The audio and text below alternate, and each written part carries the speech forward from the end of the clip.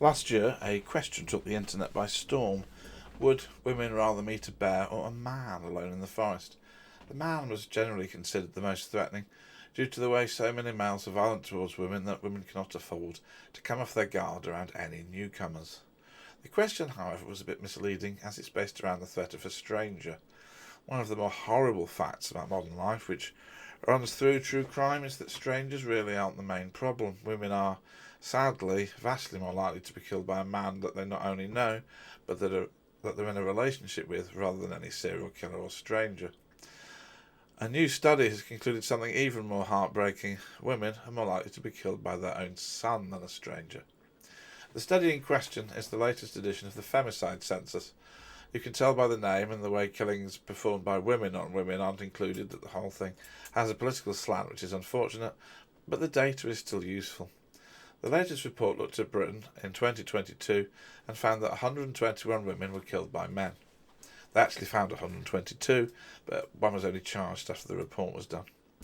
They draw this conclusion from convictions, inquest results, current prime suspects and charges laid out. So again, it's flawed, but problematic, but still useful, and we're going to go with it here.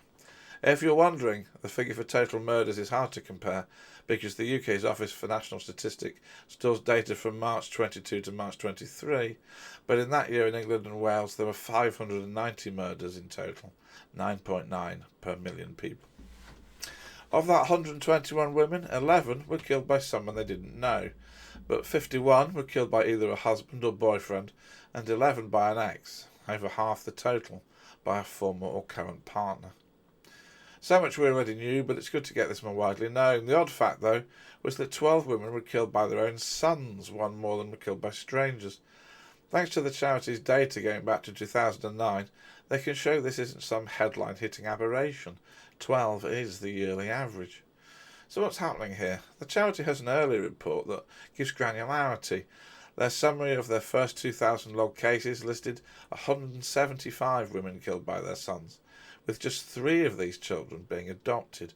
Almost all were biological offspring. Firstly, as the charity points out, this was a form of domestic violence that most people don't know exists and which British law doesn't recognise. It doesn't allow for under 16s to be capable of the domestic abuse they clearly can perform. Police and other authorities simply don't react properly, is another cause of this. Executive Director Dr. Karen Ngala Smith told the BBC they believe mothers aren't extracting themselves from violent situation because of the fact these were their children, feeling they were the last person to have your back, and because, in her words, a mother is likely to know that she is her son's last remaining option. We do have to provide some balance, as government records show that children are most often killed by their own parents than anyone else. Let's look at some real-world cases to give flesh to this. In 2022, Mark C., who was 34, received a minimum of 21 years in prison for burning his mother to death. He drank heavily and became aggressive and abusive to his mother, and late that evening retrieved their lawnmower's petrol from the shed, which he used to cover his mother and set her ablaze. He then fled and was arrested in a churchyard. Burns all over his hands and feet. Miss C was so badly burned she could only be identified by a metal plate in her leg from an operation.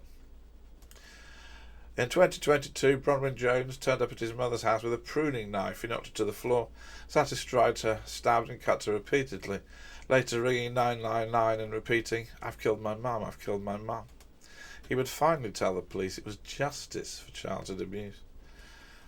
The BBC article gave another reason why these crimes are impossibly common: the difficulty of getting out. They spoke to an anonymous survivor of an abusive child who said, "There's only so many times you can be told by social services there's nothing more we can do. It wasn't how we'd been bringing him up. We just didn't know how to get out of it." They had been admonished by the authorities for calling the police on their son too much. Authorities who refused to charge the autistic teenager because it wasn't in the public interest, despite, as his stepfather put it, full-on assaults, GBH, ABH, sometimes strangulation. The son was only finally removed after his mother survived having her head repeatedly stamped on, and even then, the documents don't suggest he went to prison. The charity's data shows some other grim facts. 70% of the women were killed in their own home, and just over half the women were killed by a sharp instrument. 67% of these murders show what the census completely fairly calls overkilling. These women weren't just killed, but their bodies brutally assailed. I'm not relaying this data for shock value, but to partly illustrate the claim I made earlier about the extraordinarily common levels of male violence, and to lead into the fact that these represent merely the tip of an iceberg. Over half the women were in or had relationships with their killers, the murderous outcome of domestic violence. Underneath that water is millions of women, and of course men, who also have a significant amount of domestic violence done against them, suffering various levels of domestic abuse, that there simply is not the support or preventative measures from the government and authorities to prevent. The charity shows how 57% of the 22 killers had histories of violence or were being monitored for it, but nobody had attempted to stop this violence in a proper manner. They claim 20 of the killings were down to mental health, but the study is too vague for this to be useful data. It is not clear what they mean.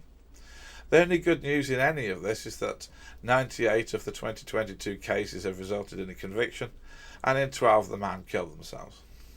Unfortunately, given the justice system, the sentences were inevitably weak. The census handily lists them. Of 68 murder convictions, 63 men got less than 40 years, and 20 got less than 20 years. Awful numbers.